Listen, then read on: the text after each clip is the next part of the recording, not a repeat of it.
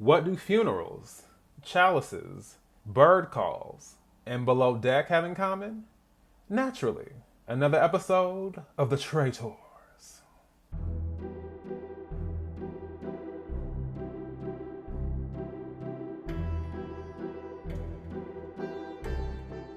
Hey everyone, this is D, Movie Man, fellow cinephile, popcorn addict, and emerging film critic, coming to you with reliable recaps, reviews, and reactions. And of course, I'm coming to you all with more episodes of The Traitors. Episodes 4, 5, and 6.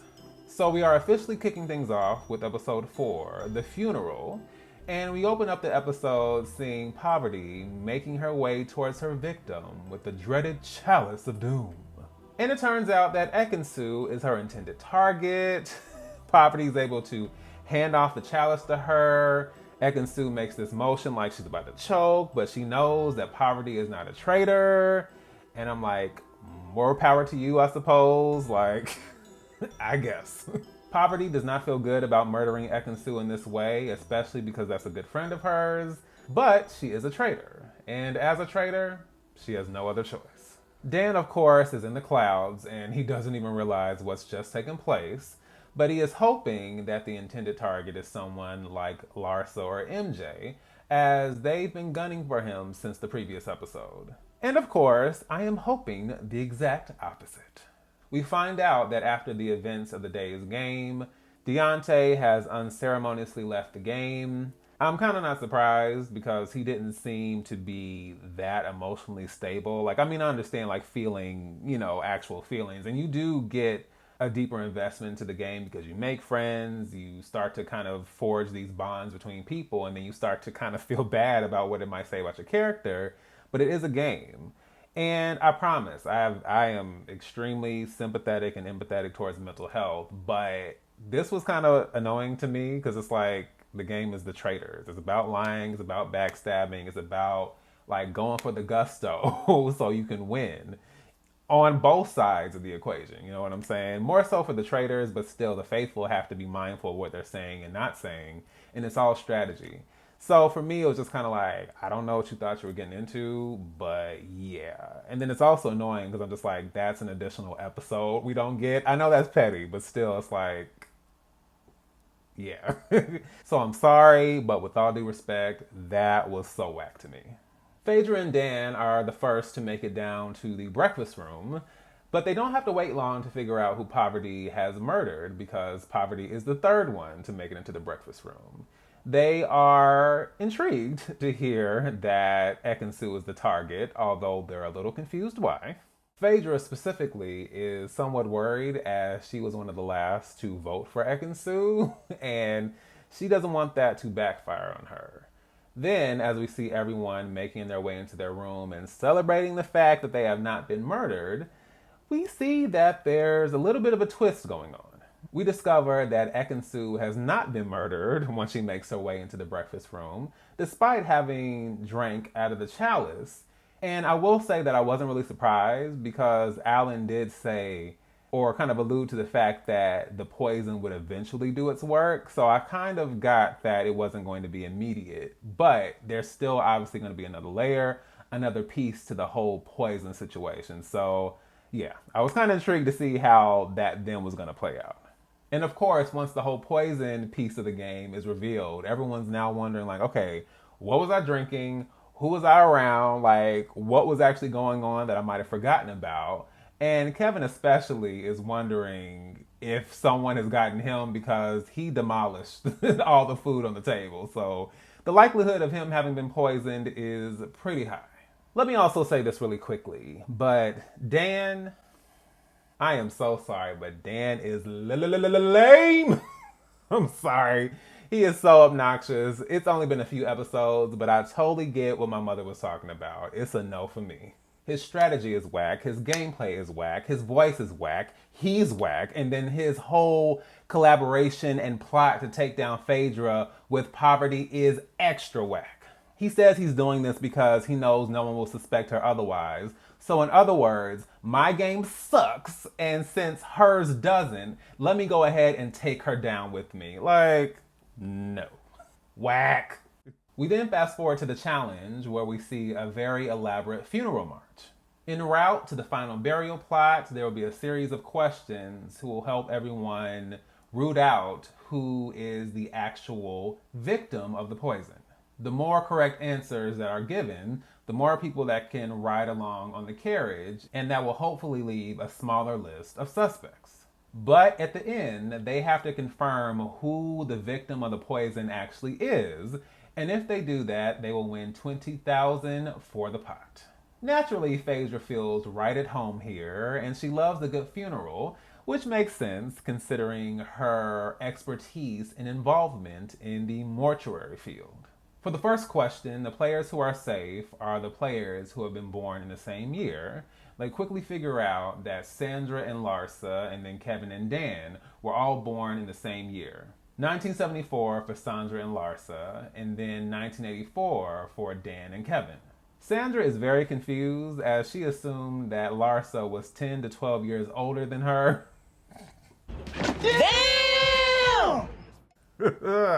Yeah, I can't say I was prepared for that one.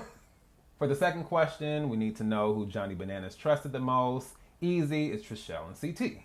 And then for the final question, the people who are safe are the ones who are on the red team in the Scarecrow Challenge. This then leaves only Parvati, MJ, and Ekansu, who are made to lay down in these caskets, and everyone then has to guess who is the actual victim by placing roses in their casket. Whoever has the most is their pick. And since this group is not very perceptive, they unanimously vote for MJ, which is absolutely 100% wrong. What's funny is that at this point, everyone recognizes that the traitor strategy is all over the place and doesn't make any sense, and I absolutely agree. We then jump forward to the round table, and Janelle decides to throw out Larsa's name based on her doing a cheers to Marcus after he got murdered in the game. I understand it could be hard to kind of pick up on certain things and you can only go off of, what you have, but the reasoning is so dumb. It's just dumb da da dumb da dumb da dumb dumb. Janelle saying how she thought that was weird, and Larsa's clapping back talking about, you think that's weird? I think you're weird. I'm like, okay. Well, that's not going to help your case, but sure. And then all of a sudden, Larsa kind of goes on this rampage where she suddenly throws CT in the mix and is saying that he's an actor and she's 1,000% sure he's the traitor. And I'm like, I am not sure how we got here from accusing Dan in the last episode. Like, we have taken the wrong off-ramp here. So because Larsa has thrown out the idea that it might be a big alpha male, Kevin is saying like, well, I don't agree with that because that makes it too obvious. Like, it doesn't have to be a big alpha male. And then MJ is saying like, well, maybe it's you because, you're threatened by the idea of it being an alpha male and you're kind of insecure. And he's like, huh? So I'm insecure, what, because I'm not a big alpha male? So he was like, you know what? If I was a traitor, I would get rid of you because I find you highly annoying. Like, it's all kind of barbs going on at this table, like being thrown back and forth. I'm like, Lord. And of course, with all this confusion and chaos going on, no one is paying attention to who actually needs to be eliminated and banished from the game. Not surprised. And then Parvati decides she's going to throw all the housewives under the bus, which naturally includes Phaedra, and Phaedra is not having it. Parvati is insinuating that they have scripts and they're performers, and Phaedra gets heated. She's like, don't come for the housewives, honey. She's like, we're not a gang. We haven't come at anybody, so don't do the housewives thing. Don't do that, Parvati. I was like, when she did like the enunciation of Parvati's name, I was like, oh, she ain't playing. I hope Parvati is ready. That's all I'm going to say. Then we see Sham by Sheree making a completely nonsensical decision to vote for John, even though she knows John isn't a traitor, and she says that there are good gamers here. But if you know that, then why aren't you voting for one of the gamers? And she's saying like she needs more time, so you're going to throw out someone who is not a traitor, as opposed to voting for someone who could potentially... Like I said, I could act surprised, but Sheree has been in her flop era for a while now, so this is just another continuation of that. Although we do get the odd vote for MJ, CT, and even Kevin, in the end, Larsa gets the majority. And now that she's out the game, she lets everyone know, like, you guys are lost. Y'all need to tighten up because, of course, I'm a faithful. Wah, wah, wah.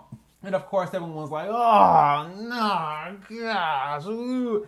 Yeah, and like I said, that's my favorite part because it's so gratifying seeing these folks like go so hard, and then it's just like, yeah, no, and then it's just basically seeing it backfire and blow up in their faces. So, yeah, another failure, another failed attempt at exposing a traitor, which is not surprising. And I was trying to figure out why Sheree was talking about y'all are killing me, y'all are killing me. I was like, did you or did you not make a vote that did not help expose a traitor? Sheree, please. But I can tell you who is not on mute, and that is Phaedra. As soon as she meets up with Dan and Parvati in the tower, and she took her hood off, and I saw her face, I was like, uh-oh. And Phaedra lets her have it. You throwing me under the bus? Not cool. The funny thing is, no one likes you, and they all think you're a traitor. We can play this game, but we're going to play fair. And if not, you're going to have more problems than just the faithful. Now check that.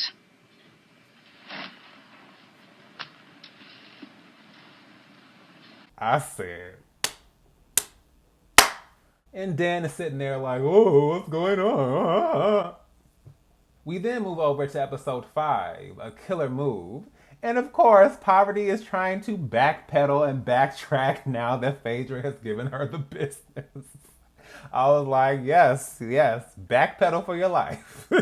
So Parvati hems and haws, and eventually she apologizes. And Phaedra's like, yeah, I accept your apology. But I was like, nah. I guess, you know how like you accept an apology, but you still are like, we see each other? I see you. We good. Okay. We good. I see you. We see each other. We see each other. We good. Let's move on. But I hope Phaedra pays attention to what's going on. Like, Parvati and Dan are not playing fair. They are out to get her. So please, I am hoping she's able to maneuver her way out of that and at least get one or more of them out. Then, of course, we hear Dan saying, like, oh gosh, everything popped off so quickly. But I can't wait to see how I can use this to my advantage. Dan. Shut the up! The next morning at the breakfast table, CT and Janelle are the first ones inside, and we hear Janelle saying how she just doesn't think that the housewives are the traitors because she just doesn't think that they have it in them to be these huge strategic masterminds. And I was like, technically, I get it, but the fact that she's overlooking Phaedra completely is definitely going to work to Phaedra's advantage. So in the end, we discover that Tamra is the one who has been murdered. Phaedra does this with the explanation that obviously another housewife wouldn't take out another housewife. But I was like, it's still the traitors. So technically the traitors can take anyone out. But okay, maybe. But I just think it was an odd choice. Like, take someone out who like really is gunning for people or is actually making moves in the game. To me, that just kind of felt like, I get you're trying to get the heat off of yourself by making it seem like they're coming for the housewives, but yeah.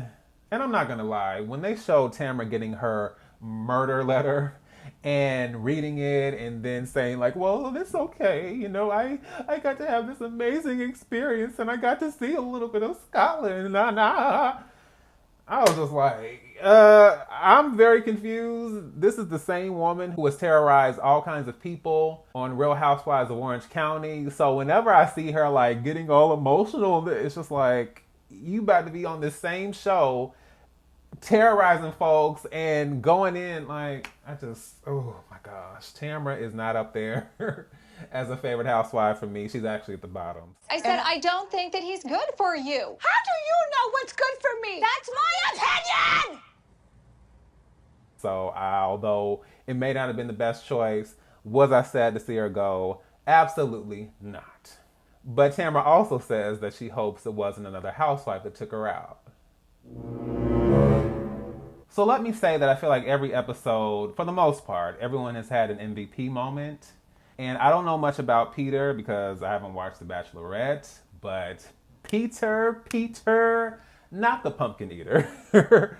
Peter was the MVP, okay? I was so impressed.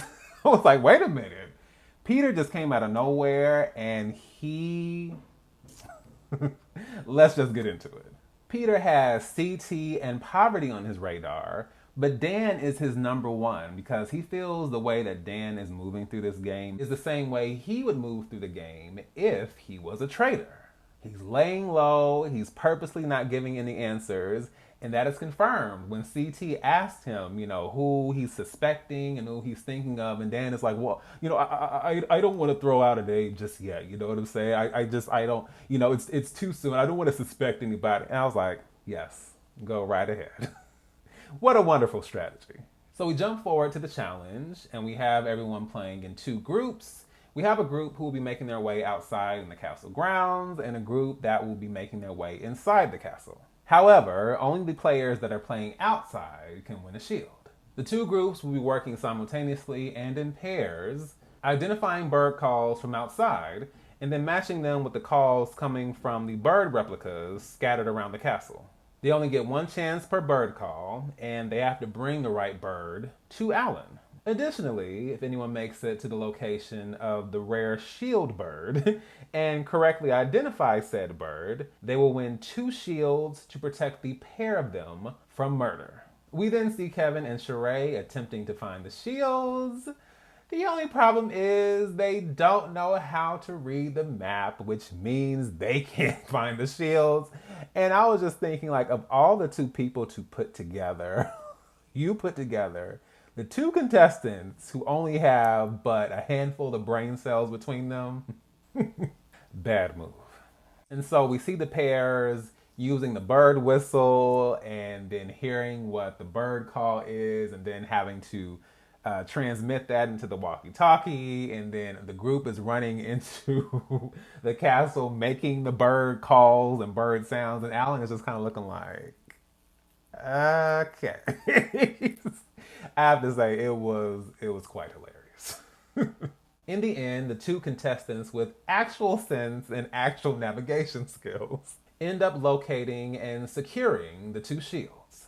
All the pairs successfully complete the challenge, which means that they are able to win $10,000 in all for the prize pot, which also means that the pot is currently sitting at $75,500.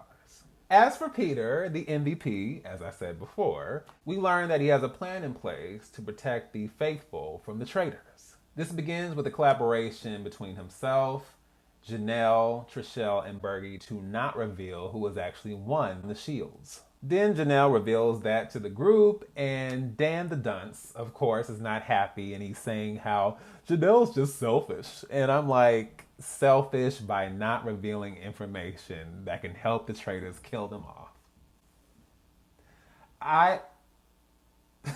Make it make sense. Woo, another L for Dan.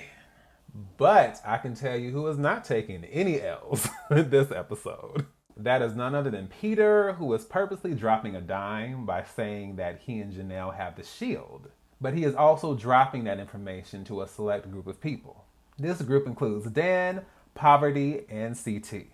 Unfortunately, everyone is suspecting Janelle right as she is trying to move everyone towards Dan. And then for reasons that are beyond me, MJ decides that she's going to spill the beans to Dan about the fact that Janelle is targeting him.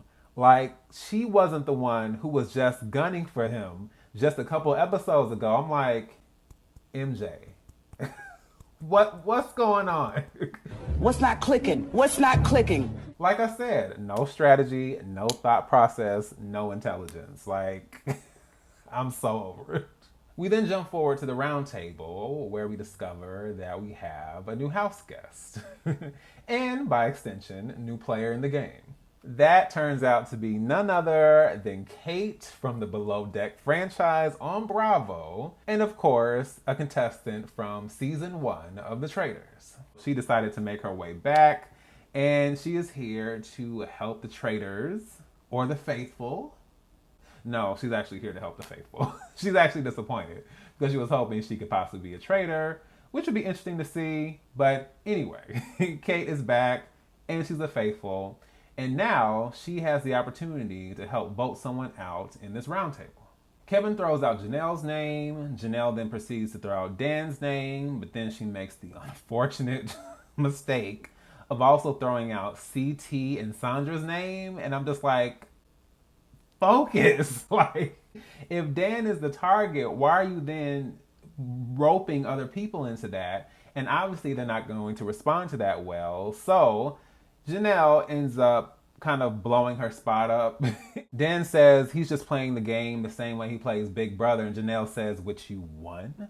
And I'm like, the fact that no one really honed in on that, like, she played this game with this man, like, more than once, I believe, if I'm not mistaken. But she knows Dan. She knows his strategy. And she knows how he was able to win at least once using the same strategy. So why is no one thinking about that?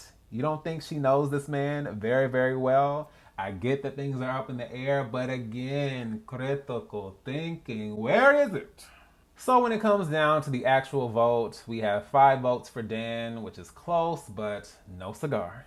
And of course, everyone decides to hop, skip, and jump and leap over actual logic and critical thinking, as I said, and vote out Janelle. And Janelle informs everyone, of course, that she is a faithful. Wah, wah, wah, wah, wah.